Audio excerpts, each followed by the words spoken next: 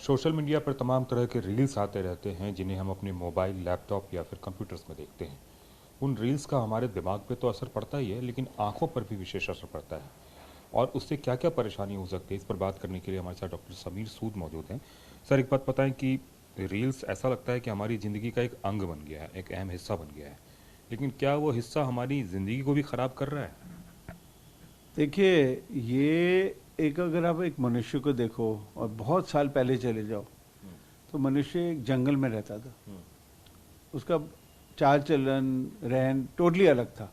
तो हम भी एक काइंड ऑफ मॉडिफाइड एनिमल्स ही हैं। एनिमल्स भी तो जंगल में रहते हैं। पर जैसे जैसे प्रोग्रेस होता रहा, हम नई नई चीज़ों का आविष्कार करते रहे। अब हम मोबाइल का आविष्कार हो गया।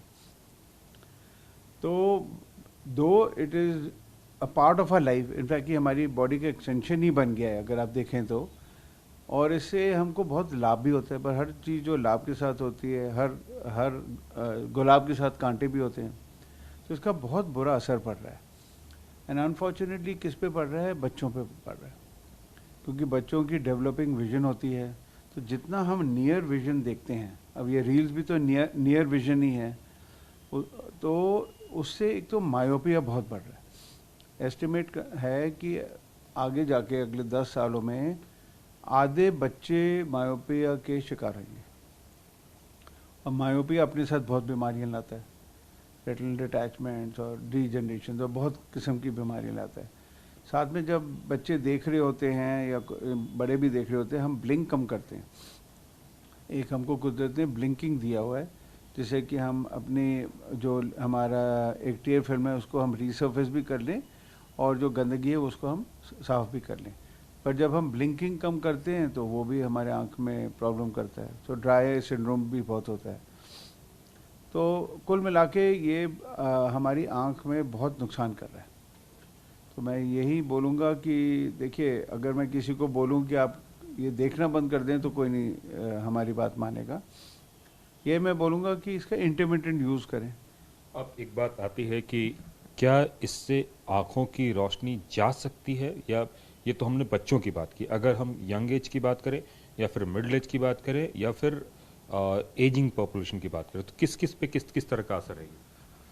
हर एक उम्र में इसका असर है। बच्चों में मायोपिया बहुत बढ़ने का असर है, बड़ों में ड्राई आई सिंड्रोम का है।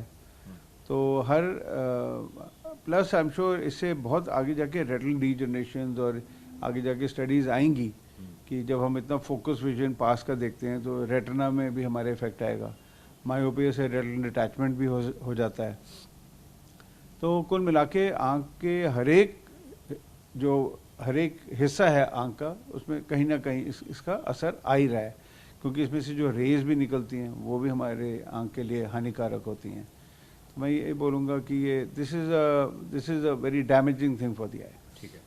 अब सवाल उठता है कि देखना तो बंद किया नहीं जा सकता है, तो क्या इसका उपाय है? क्या कम किया जाए, या कि डिस्टेंस पे देखा जाए, या फिर आंखों में पानी वगैरह, क्या कोई उपाय है आपको?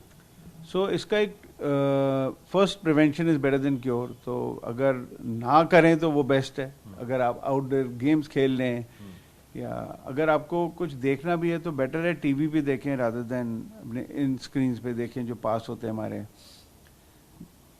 तीसरा, इसका एक और बहुत इजी उपाय है कि इसको इंटरमिटेंट यूज़ करें।